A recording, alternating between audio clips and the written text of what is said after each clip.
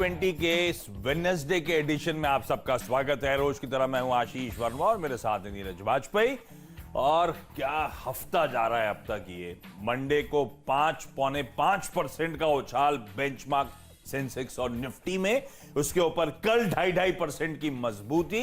और परसों की कहानी थी शॉर्ट कवर करने की, और कल की कहानी थी काफी हद तक स्टॉक स्पेसिफिक फ्रेश बाइंग की, क्योंकि एफआईआईज ने मेरे ख्याल से नवंबर के बाद से पहली बार 6000 इनफैक्ट प्रिसाइसली 6200 करोड़ रुपए की कल खरीदारी करी है। ऑलमोस्ट 1 बिलियन के आसपास फंड इन्फ्यूजन होता हुआ नजर आया है। तो खरीदारी पहले घरेलू निवेशक कर रहे थे, एफआईआईज को भी पसंद आ रहा है, क्रॉस द बोर्ड बजट को थम्स अप मिलता हुआ। और ये उस हफ्ते की हम बात कर रहे हैं जब ग्लोबली मूड सुधर रहा है, रिस्क बैक ऑन टेबल है, अमेरिकन मार्केट्स में लगातार अच्छी मजबूती। और कल की पिच आपकी स्क्रीन पर आएगी, यानी कि जिस पर आज मुकाबला होना है। तो अमेरिकन मार्केट्स कल मजबूती के साथ ऑलमोस्ट 1.5% अक्रॉस द बोर्ड तेजी देखने को मिली। और उसके ऊपर डाउ फ्यूचर्स आज 100 पॉइंट का और उछाल दिखाते हुए। तो मूड माहौल बढ़िया ग्लोबली, और ऊपर से हमारे यहां अपनी एक कुछ इंटरनल स्ट्रेंथ उस बजट के बाद जो सेंटिमेंट चेंज कर चुकी है। ऐसे में नीरज जी, ग्लोबली मूड कैसा? और आज के लिए ग्लोबल मूड आज भी बहुत अच्छा है। क्योंकि अमेरिका में जो रिजल्ट सीजन चल रहा है बढ़िया चल रहा है। आईटी कंपनीज के नतीजे बहुत अच्छे आ रहे हैं, अमेजॉन के, अल्फाबेट के, वो नतीजे बहुत अच्छा है। ऑयल कंपनीज में भी हालांकि बीपी के नतीजे अच्छे हैं, एक्सॉन के खराब हैं, उसको लॉस हुआ है, लेकिन बीपी के रिजल्ट्स अच्छे हैं।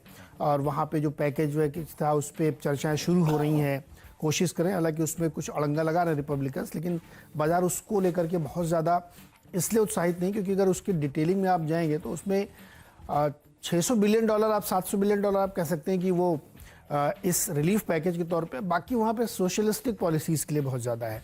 तो बाजार उसको इस समय बहुत ज़्यादा तवज्जो नहीं दे रहा है।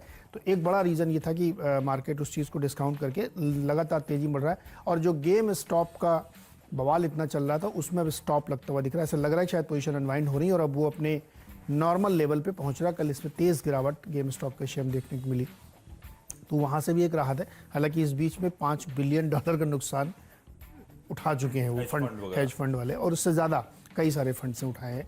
तो वो भी एक सुलझता हुआ मामला दिख रहा है, वो पॉजिटिव है। दूसरा, कच्चे तेल में कल बैठक थी, उस बैठक में ज़्यादातर देश इस बात पर सहमत हैं कि जो प्रोडक्शन कट उन्होंने किया है उसको 99% देश पालन कर रहे हैं, तो वो बनाए रखना चाहिए। तो वो भी एक अच्छी खबर थी। और क्रूड में 2% की उछाल देखने को मिली, ये एक डेवलपमेंट था। और वैक्सीन के फ्रंट पे बहुत अच्छी खबरें। एक तो ये कि स्पुतनिक V या 5 जो भी आप कहें, उसका जो 3 फेज का ट्रायल था उसमें 91% इफिकेसी आई है। और दूसरा, अमेरिका में जो वैक्सीनेशन प्रोग्राम चल रहा है बहुत स्पीड में चल रहा है। जितने लोग प्रभावित थे उससे ज़्यादा लोग को 1 डोज की वैक्सीनेशन हो चुकी है। तो वो भी एक बहुत मार्केट को पसंद आ रहा है कि जल्दी से जल्दी वैक्सीनेशन हो रहा है। तो कुल मिलाकर आप कहें तो चारों तरफ अच्छी खबरों का दौर है। तो मार्केट के लिए कहीं से कोई रुकावट के संकेत नहीं दिख रहे हैं। जब आप वैक्सीन की बात कर रहे थे, उसकी एफिकेसी की बात कर रहे थे, मुझे एक न्यूयॉर्क कंपनी का इंटरव्यू याद आ रहा था। थायरोकेयर के डॉक्टर वेलुमणि साहब आए थे, और वो आए थे सितंबर अक्टूबर में जब बात हुई थी। उन्होंने कहा था दिसंबर तक, और वैक्सीन रोल आउट होने की बात तूल पकड़ेगी फरवरी मार्च तक, तब तक शायद वैक्सीन की इंपॉर्टेंस बिल्कुल खत्म हो चुकी होगी, इस तरह से कंट्रोल में आ चुका, इस तरह से हर्ड इम्यूनिटी होगी। और कई बार अब लोग ट्वीट करते रहते हैं, देखिए टोटल नंबर ऑफ आंकड़े रोज के जो फ्रेश केसेस आ रहे हैं। पर खैर वैक्सीन फिर भी लगानी है, इसमें कोई दो राय नहीं है। लेकिन हाँ, वो जो बात आप कह रहे हैं उसको आप दिल्ली ले जाइए। दिल्ली में मोर देन 50% लोग कोविड अफेक्टेड हैं और वहाँ पे हर्ड इम्यूनिटी डेवलप हो रही है। ये बहुत बड़ी खबर है।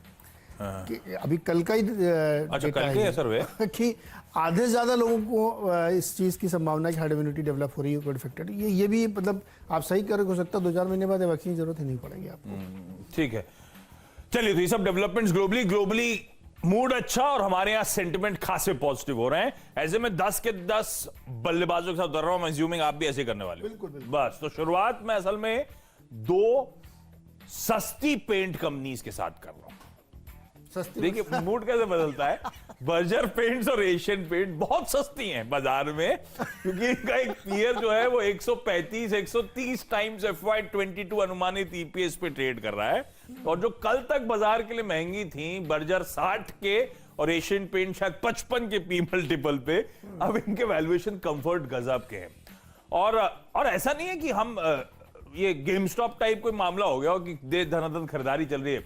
कल दिग्गज एफआईज ने भी खरीदारी करी है। जब वो 100% ऊपर लिस्ट हुआ था, जब वैल्यूएशन कंसर्न्स थे, उसके बाद मेरे ख्याल से नोमुरा ने, उसके बाद अबू धाबी इन्वेस्टमेंट अथॉरिटी ने फ्रेश बाइंग करी है 5 लाख और 6-6.5 लाख शेयर्स की। इस तरह से यहां पे अभी भी बाइंग चल रही है और मुझे लगता है आज भी आपको वो इंडिगो पेंट्स अच्छा ट्रैक्शन, अच्छा मोमेंटम दिखाता हुआ नजर आएगा, कोई शक नहीं उस बात में। लेकिन उसके वैल्यूएशंस को देखते हुए अभी कंफर्ट नजर आता है और ये कंपनी साइज और स्केल में और इनफैक्ट इवन मार्जिन्स में कहीं बड़ी है। वो 600-700 करोड़ रुपए टॉप लाइन करने वाली कंपनी, और ये कंपनीज तो खैर आप जानते हैं किस तरह की मैसिव आउट परफॉर्मेंस है, मार्केट शेयर तगड़े हैं। मुझे लगता है इन शेयर्स पे बेट करिए। मैं क्योंकि इंडिगो पेंट्स डेकोरेटिव के लिए, इसलिए दोनों डेकोरेटिव थ्रस्ट वाली कंपनीज लेकर आया हूं। तुम तो कांसाई भी जोड़ देता, पर वो इंडस्ट्रियल में थोड़ा ज्यादा है, इसीलिए डेकोरेटिव पेंट्स अगर आपको पसंद आ रहे हैं तो मुझे लगता है एशियन पेंट्स जो सेक्टर लीडर है और बर्जर पेंट जिसने ट्रेजेक्टरी पूरी खासी बदली और दोनों ऑफ आइस ट्रेड कर रहे हैं, मुझे लगता है इन स्टॉक्स में खरीदारी करने के मौके होंगे स्टॉप लॉस के साथ। लेकिन ये आज की कहानी नहीं है। आज मुझे लगता है रब ऑफ के चलते होगा, लेकिन ये स्टॉक्स कभी भी करेक्ट हो रहे हो, कहीं भी कंसोलिडेट कर रहे हो, मुझे लगता है ये पोर्टफोलियो बेट्स हैं, खासतौर पे एशियन पेंट्स, अगर आपको पेंट सेक्टर में कोई लंबी अवधि का एक्सपोजर लेना ही है तो ये दोनों स्टॉक्स आज रब ऑफ है, लेकिन इवेंचुअली मुझे लगता है यहां से भी अच्छी खासी ट्रेजेक्टरी ये मेंटेन करते हुए नजर आएंगे। सस्ते वैल्यूएशन वाली कंपनी। उसका कितना वैल्यूएशन है? 130 टाइम्स। ओ तेरी तो 130, माय गॉड। चलो खैर, अब उसके सामने तो हमें एशियन पेंट बहुत सस्ता लग रहा है, आधे पे मिल रहा है, आधे से कम में। चलिए, मेरी टीम का पहला स्टॉक है केनरा बैंक। और बैंकों में आपने देखा कि पिछले 2 दिनों में क्या ज़बरदस्त रैली बनी, चाहे वो सरकारी बैंक हो चाहे प्राइवेट बैंक हो। और केनरा बैंक में भी इसलिए मुझे लग रहा है क्योंकि सोमवार को भी हमने कहा था आपको, तो वहाँ से चला, फिर कल भी इसमें रैली बनी। और इसमें रैली इसलिए बन रही है कि जो 3-4 सरकारी बैंक जहाँ पे मर्जर वर्जर करके उनको एकजुट किया गया है, उनमें से एक ये भी है। और बहुत ही स्ट्रॉन्ग मोमेंटम यहाँ पे देखने को मिल रहा है। सरकार की तरफ से कहा गया है कि पैसे डाले जाएंगे और बहुत सारी जो बैलेंस शीट दूसरे बैंकों की ख़राब है उनको क्लीन किया जाएगा, जो बैड बैंक की तरह पे होगा। तो जो स्ट्रॉन्ग फुटिंग पे खड़े हैं, एसबीआई देखिए 10-10, 11-11% चले हैं, तो केनरा बैंक उनमें से एक है। हमें लगता है इसमें अभी बहुत तेज़ी बाकी है, धीरे धीरे चलेगी। ट्रेडिंग के लिहाज से आज आपको 155 के टारगेट के साथ इस पर लॉन्ग पोजीशन बनानी चाहिए। रैमको इंडस्ट्रीज़ के रिजल्ट कल आए। ये अपना जो होम रूफिंग वगैरह इन सब चीज़ों में काम करती है। इसके जो रेवेन्यूज़ हैं उसमें 50-51% की ग्रोथ देखने को मिली है और मुनाफा 250% बढ़ के आया है यहाँ पे। मुझे लगता है कि ऐसे स्टॉक जो आउट परफॉर्म कर रहे हैं, हालांकि इस बार मुझे अंडर परफॉर्मर दिखे नहीं, रिजल्ट सीजन में सबके आउट परफॉर्म है। तो जो छोटी छोटी कंपनियां जहाँ पे ग्रोथ अपॉर्चुनिटीज ज़्यादा है रूरल इनकम की वजह से, फोकस करना चाहिए। 250 का टारगेट इसके लिए होगा। क्विकली अगले 3 स्टॉक्स एक साथ बताता हूं आपको। सियाराम सिल्क मिल्स, नंबर्स पे ये स्टॉक मैं मेंशन कर रहा हूं। लॉकडाउन के बाद अनलॉक के फेज में टॉप लाइन नॉर्मलाइज हो चुकी है और 11 करोड़ से मुनाफा बढ़कर 38 करोड़ रुपए साल दर साल। पिछले क्वार्टर के 19 करोड़ के घाटे के सामने इस बार 38 करोड़ का मुनाफा। बेहतरीन नंबर्स, 235 के साल के हाई से नीचे कामकाज। सौराष्ट्र सीमेंट, अच्छा सीमेंट एज अ स्पेस कल मैसिवली आउट परफॉर्म कर रही थी, ऐसा नहीं है कि नंबर्स से पहले तेजी नहीं आई है। कल ये स्टॉक भी अच्छी मजबूती के साथ था, लेकिन नंबर्स वाकई स्ट्रांग है। 150 करोड़ की आय बढ़कर 210 करोड़ रुपए पहुंचती हुई ऑपरेशनली स्ट्रांग परफॉर्मेंस है। पर कल की तेजी के बाद, क्योंकि सीमेंट्स में अक्रॉस द बोर्ड कल तेजी थी, स्ट्रिक्ट स्टॉप लॉस के साथ इस स्टॉक को अप्रोच करिएगा। और न्यूलैंड लैब्स, ये कंपनी गजब कर रही है।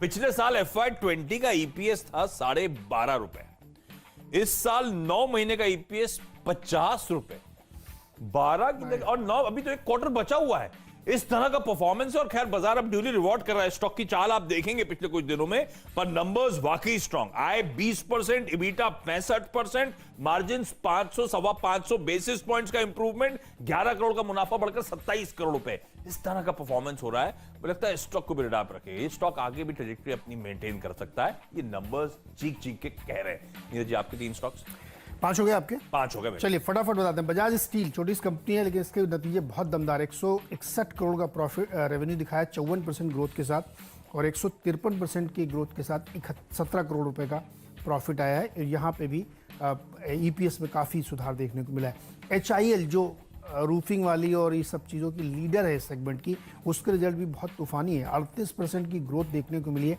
808 करोड़ रुपए रेवेन्यू हुआ है और 4.5 गुना बढ़ के इनका प्रॉफिट 52 करोड़ हो गया है और इन्होंने 15 रुपये प्रति शेयर का डिविडेंड भी दिया है, तो इस स्टॉक को भी ध्यान में रखना चाहिए। और फर्टिलाइजर कंपनी GSFC ने 18% की ग्रोथ रेवेन्यूज़ में दिखाई है और 3 गुना इनका प्रॉफिट होकर 97 करोड़ पहुंच गया है यहाँ पे, तो मुझे लगता है इसमें भी खरीदारी की जा सकती है। अब डिपेंडेबल न्यूलैंड लैब्स की बात करी थी, एक और फार्मा स्टॉक। आज शायद फार्मा में सिलेक्टिवली बाइंग लौटती हुई नजर आए।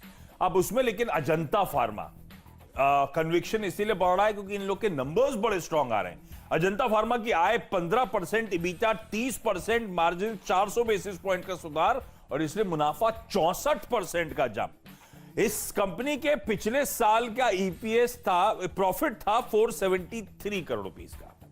इन 9 महीनों में इसने 495 करोड़ उसको सरपास ऑलरेडी कर चुका है। एक क्वार्टर की परफॉर्मेंस बची हुई है। इस तरह से कंपनीज इस बार परफॉर्म कर रही है ये पेन पीरियड पैंडेमिक के बीच में। मुझे लगता है इन स्टॉक्स को अभी भी रेड आप रखिएगा। डिपेंडेबल का दर्जा इसीलिए क्योंकि थोड़ा भारी भरकम स्टॉक है, चलने में समय लगता है, लेकिन 1798 इवेंचुअली 1800 तक के लेवल से आपको छूता हुआ नजर आएगा। ONGC डिपेंडेबल के तौर पे जायंट कंपनी है और कच्चे तेल में जो जबरदस्त तेजी देखने को मिल रही है, 60 की तैयारी कर रहा है। करीब $1.5 की बात बचा ही नहीं, वही पहुंच जाएगा और इसीलिए ONGC में एक अच्छी तेजी बन रही। देखिए अब 93 रुपये तो ट्रेड ही कर रहा है और अभी ये क्रूड यहाँ पे और ऊपर जाएगा। जैसे से और डिमांड आएगी ना, वो और तेजी जाएगी। और कई बार मैं आपको समझा चुका हूँ कि यूएस की क्या कहानी है। तो क्रूड में जो मजबूती देखने को मिल रही है उसका फ़ायदा जो ऑयल प्रोड्यूसर्स हैं उनको होगा ही होगा, इसीलिए ONGC को रखा है। आज मुझे लगता है कि 98 का टारगेट टच करना चाहिए। एसेट अगर आप इनकी देखेंगे तो बहुत मैसिव है। बैलेंस शीट में आप जाएंगे तो मतलब जो इनकी बुक वैल्यू है उससे बहुत नीचे पे ट्रेड कर रहा है। तो ONGC 98 के टारगेट के साथ खरीदारी करके चलें और अगर आपको क्रूड की रैली पे बिलीव है तो आप इसको होल्ड भी कर सकते हैं। छोटा सा ब्रेक से जब लौट के आएंगे तो आपको बताएंगे फ्री